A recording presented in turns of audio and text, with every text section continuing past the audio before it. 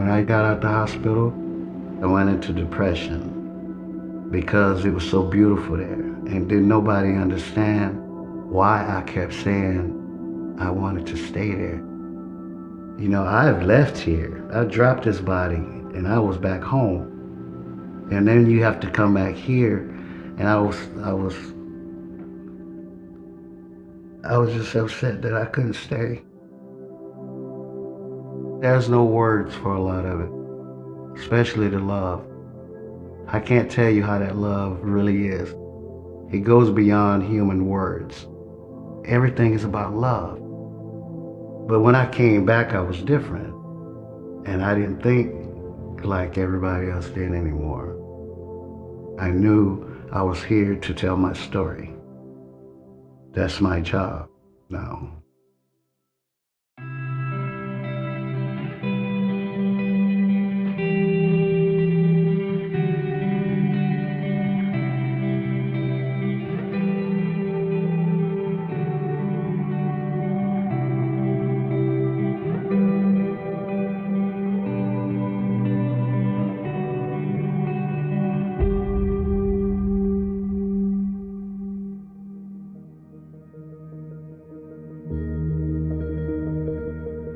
My name is Brian Jordan, and I'm from Slidell, Louisiana. My dad had an 18-wheeler. He owned his own truck. He was mostly a gravel hauler, so most of the time we grew up helping him. We were changing those tires like 8, 9 years old. We'd do all the flats when he'd get home. By the time I was 13, I was driving it, and 15, I was on the highway with it. So 15 years old, pulling 80,000 pounds. Me and my brother, we were pretty much men before we were boys. And I was never out partying, you know, that type with my friends, because when we were busy. Graduating high school, I was too young. Back then, you had to be 21 years old to have a CDL. So I went into the Army at 19. I went to Germany, airborne school in Fort Benning. I was there 3 years, and my last year was in Korea. After 6 years, I got out on an honorable discharge, and I got a job with my dad because he was working for this company, and that's how I started heavy equipment. Once I picked it up, that's all I ever wanted to do from then on. Pushing all that dirt or digging whatever, it's just the power of it all that I love. I didn't have much of an outside life. You would work 3 weeks straight, 21 days, 7 days a week, 12 hours a day. So all I know is work. I was in Pratt, Kansas, and we were building a wind farm. You know, the giant blades. I got up one morning, I went to work, it was a Saturday, and we were supposed to get off early that day. I was pushing with my bulldozer. I stopped at noon, and I normally would keep me some bread in there with peanut butter and jelly, a quick sandwich. I ate the sandwich, got back to work like 10 after 12, and that's when I felt the pressure. I felt pressure in my neck. And that was freaking me out. I'm like, well, what is this? I figured it would go away. So I kept working. And then it wouldn't stop. So I stopped the bulldozer and I climbed down off of it. The pain started going into my chest. So I went to my water truck driver and I had him take me to my medic. By the time I got to the office, I walked in, I said, hey, I need some Tums. And the reason I said that is because the pain that I had, it happened to me like a year before. I was working in North Dakota, actually, and I was on the phone with my girlfriend. And then as she was talking, it felt like a horse kicked me in my chest. And I told her, I said, hey, I said, my chest is hurt. And she knows I don't complain about nothing like that. She knew it was serious. So she said, call 911 right now, and she hung up. And I checked my pulse in my neck, and it was the heart. I couldn't believe that a heart can beat that way. It was all over the place. When I got to the hospital, they told me that it was heartburn. So here we again a year later, and I'm telling her, hey, this happened to me before, so I just need some Tums. And she gave me aspirin and Tums, and then she made me sit down. And then as I was sitting there, my arm started hurting. And that's when I knew, I said, okay, this is getting serious. And as I was sitting there, I started getting sleepy. And then I felt myself passing out. And so as I was falling to the floor, the safety guy was sitting right across from me, just like me and you right now. And the last thing I thought, I said, I hope he catch me, before I could just picture myself going face first into the floor. And everything went black. And I was in the stars. And so I said to myself, okay, I remember falling out that chair.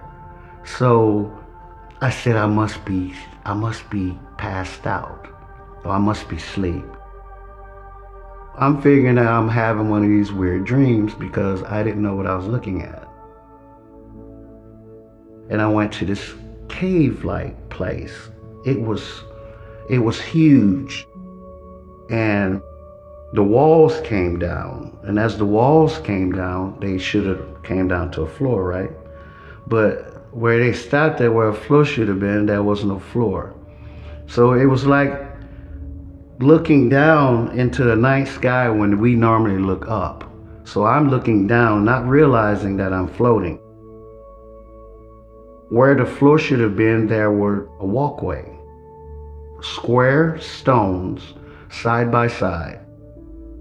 So I looked right, and the walkway went down and went to the right and disappeared. I looked to the left to see where it was going that way. And it went into the wall maybe like 100 feet away. There was a door in the wall, and that door looked like the old castle doors with the curve at the top.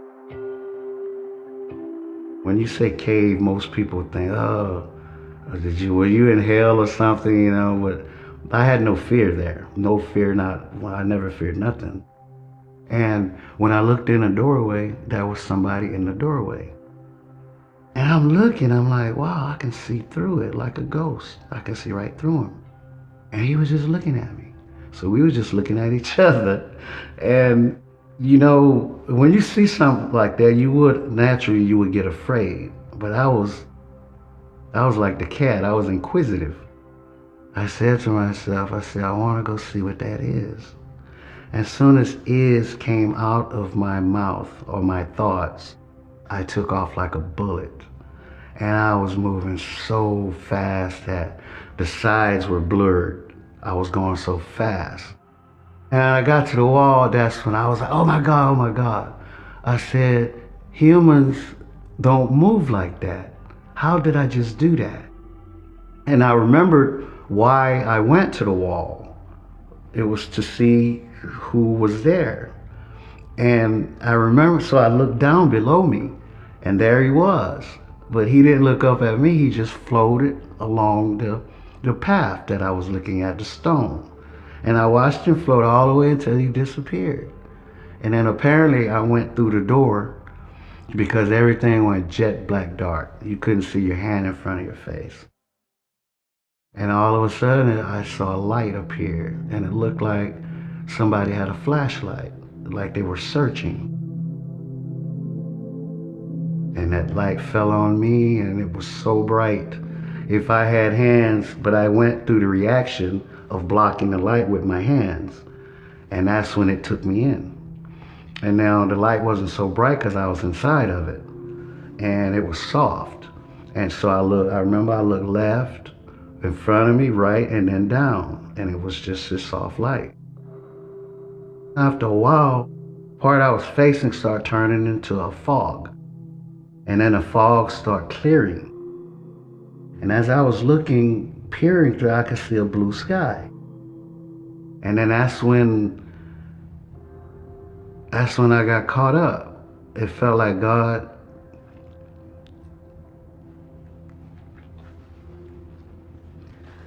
it felt like he just grabbed me. And all I felt was this love, just powerful. It's like you get plugged up into electricity and you can't let go of it. And I was just like that, and it was just flowing through me. And all it was, the love it was different. It was strong. It's something you never felt before ever. And then I saw the words forgiveness, and then I saw the words love, and then I saw the words peace. And once I saw peace, I went back into the light and I floated out where it opened up. Each step that I went, I started losing Brian. And I never once questioned, hey man, you are in the sky. Whatever is happening, it was like my soul knew what was coming. I never had one bad thought. My mind was crystal clear. It was like the wind was blowing through it. There was not one worry in the world, because I felt incredible and I can do anything that I wanted. I knew that. And so I floated down out of the sky, and I floated to these pine trees. Pine trees have these needles. And as I was floating down, I could see every needle. Not one missed my eyesight. I saw all of them. And as I went down, I saw the tree go into the ground. And that's when I floated backwards. When I floated backwards, it was a drop off. You know, like the California coast, you got these big drop offs down to the water. Well, that's how this was. It was a big drop off. And when I looked down, man, there was this garden. And they had, the flowers were so big, they were big as your dinner table. They were mesmerizing. They had so much life. You could feel it. And it felt like they were looking at me, even though they didn't have no eyes. Like everything was on me. And as I was looking at this garden, I can zoom in each flower that I want to see up close, while I was looking left, right, up, and all of that. And I was just zooming them in, you know, whichever one I wanted to see up close. And I was just floating to the right real slow and just taking all this love in from these flowers, you know. It was like they were alive. And then the channel changed again. I was in the blue sky. Nothing around, no land, no nothing. And then it seems like the sky, something shifted. And then there was these 4 bright lights. They were straight up and down, spaced. And I was like, okay. And they were getting bigger. They were coming towards me. And as I was waiting for the lights to come, a lot of small lights start popping up. And they just start popping up all around me. And then it was just swirling, doing a thing, man. And I'm like, wow. It looked like it was so many, and it was just all over me. And I felt that that was my family. All my family that has left. And so here they are swirling with these beautiful small lights. And when the big lights got there, they stopped about where you're sitting. And all the little lights that were around me started going to the top light, like bullets. They were just going to the top. And they started melting together. And next thing you know, I see a head. And as they were filling him in. And next thing you know, I see shoulders. Then the elbows, it's like he was holding his hands in the front, but you couldn't see because it's light. But you could see the elbows sticking out, either it's in front or it was in the back. So I watched all these lights fill this whole man up. And when that finished at the bottom, I looked up, he lifted his head, and I was like, whoa. Man, I was freaking out because I was just looking at all this power, nothing but power. Then he started moving in the sky. He He went up and down, across. He was just flying around, and he never stopped looking at me. When he would go up, his head would tilt over. When he go down, his head would lean back. He never stopped looking at me. And so then he came back to me, and then he took off really fast. He left so fast that there were traces of himself. So I watched till each trace disappeared.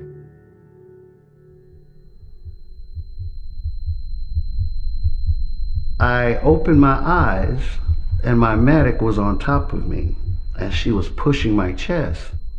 I was looking at her, and I said, "Hey." When I said, "Hey," she looked at me, and she just jumped off of me, right? And she was looking at me, her eyes were huge. And I said, "What are you doing?" And she said, "Your heart stopped." She said, "Brian," she said, "you died." I said, "How long was I gone?" And she said, 4 to 5 minutes. And I couldn't believe that. "So you telling me I'm gone 4 or 5 minutes?" I said, "I was in the stars that length of time. Then I went to the cave and then to the gardens and then to the sky, and you telling me I was only gone 4 to 5 minutes when it felt like an hour?" You know, I couldn't fathom what she told me. When I looked down, my shirt was cut open, and the patches were on my chest, and this machine sitting here talking. And that's when all reality started coming. I'm like, "Get me off of this floor." They got me up off the floor. My arm was hurting so bad, and I started sweating, and all my friends and bosses, everybody was just against the wall, and here I am sitting there sweating, wanting to go to sleep. And so I looked at them, and they would look away. They didn't want to see me like that. And so I heard something about a helicopter. So when I heard that, I said, "Oh, no way." I said, "I'm gonna be paying for that thing for the rest of my life." So I kind of got a smile out of them, you know, helped them out, because what I saw, I wasn't afraid no more. I'm like, "Man, so y'all sitting here worrying about me." So I was the one making the jokes. Then the ambulance got there, and they couldn't move me because of the distance. I was 80 miles from any major hospital. And so they put me in the ambulance. Once they hooked me up, I just went to sleep. This time, when I popped out of my body, I was like standing next to myself, and I was looking in my face, and my eyes were closed, and my head was laid to one side. And I was just standing there and just looking at myself. And I didn't even know what I was looking at. I didn't know that was me. I didn't want to have nothing to do with what I was looking at. I considered my body an it. When they revived me the first time, the way I ended that in that mind frame, I went into the second NDE with the same mind frame. And this time I was facing these flowers, and these flowers was in this big circle. So inside this circle was all these different flowers in their own groups. And I knew right when I saw it what it was about. I had no questions at what I was looking at. I tried to make a painting of it. This is what I tried to paint. I tried to make this. This is what I was looking at. So I took that as all of us are different. We have blacks, we have the whites, Chinese. Everybody in that group has their own color. But yet, all of these colors are still in the circle, which makes us one, regardless of what we look like. I automatically knew what that meant when I was looking at it. And I'm like, wow, we all here, but we fight amongst each other, but we still a part of the circle. There's nobody outside of the circle. From there, I was in space again and I was looking at a blue planet. And it was so blue, super, super blue. And the colors there are I say 1,000 times more than the colors you see here. Super, super advanced. Just make you stare at them for nothing. And after that, there were flashes of other stuff. I saw so much, but those I can't remember because it was going so fast. I was seeing so much. So then that's when I popped back in my body in the ambulance. This time when I opened my eyes, the people in the ambulance, they was all huddled together and they was looking at me. And I was like, what happened? And the lady said, oh, we had to shock you. And then I could hear the helicopter coming. They put me in the helicopter and flew me to Wichita, Kansas. And once we hit the roof, they were ready. You know, they was there, it's a blockage, sound like a blockage. And they start running me through, and I could see the lights going like you see on TV when they're rushing the patients. And they got me in there and they took all my clothes off and they were prepping me for surgery. And I had this guy on my left side, working right there. And I had my arms on my side because I remember I was freezing cold. And when I opened my eyes, my arms were behind my head, up over. And so the guy was working, I said, hey. He said, yeah. I said, wasn't my arms on my side? And he like, you didn't feel that? I said, no, feel what? He said, man, when we shocked you, your whole body almost came off the table. And I asked him, I said, am I gonna die today? And he said, no, I'm not watching that. And so they fixed me. And the doctor came in and I was sitting up and he looked at me, he said, man, you're supposed to be on a ventilator. He said, you just had a massive heart attack. Your heart is mad, really mad. And here you are just sitting up talking to me like ain't nothing happening. You're not even supposed to be talking to me right now. And so they put me in the ICU and a nurse comes out with this paperwork. And she started going down and she looked at me and she said, oh my God. She said, you had a widowmaker heart attack. And she said, you only had a 10% chance of surviving that, even in the hospital. And I was like, wow, I was supposed to die that day. They kept telling me they was gonna put a pacemaker because I had to wear this vest.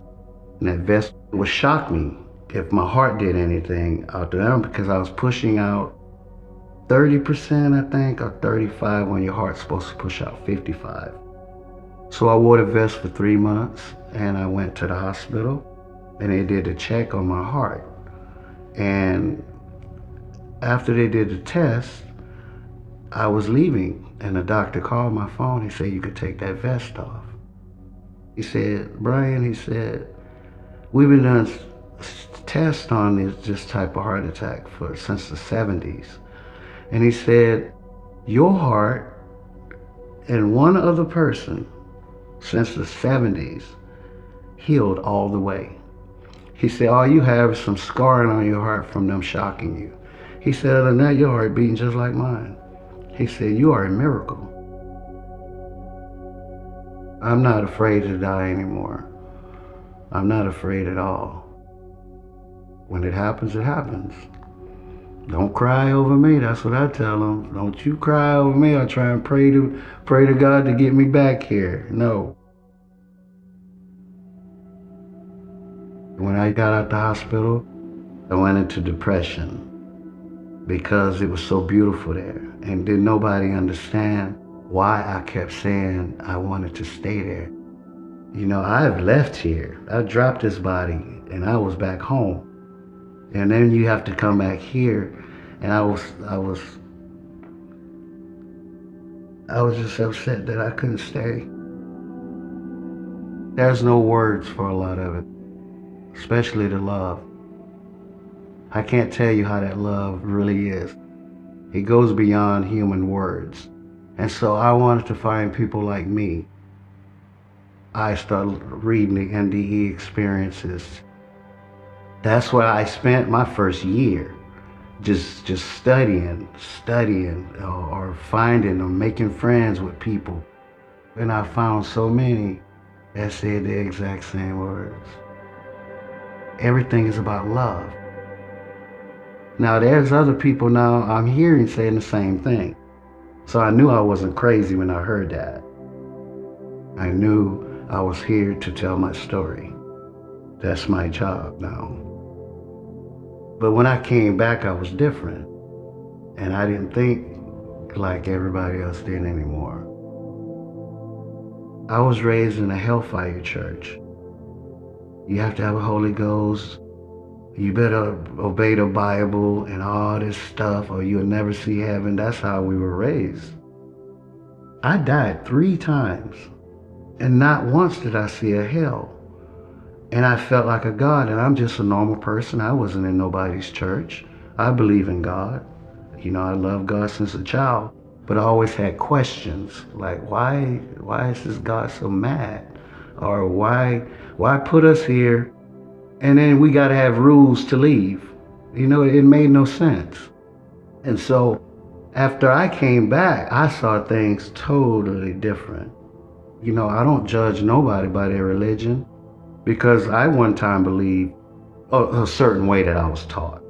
So I can't judge you, for believing what you did because you haven't died and seen it. But when I came back, I didn't see people anymore. I saw souls. And that's how I live my life now. I won't look at you as anything but a soul. And I try and help everybody that I can. And most of the time don't look for nothing back from it. Because it's material. Your material things, all of that change. It's not important no more. Because you're not taking it with you. And so the stuff that I used to worry about, I try not to anymore. Help who you can, when you can. That's all God wants. We're here to help each other. And if you can't find a way to do that, what else is there?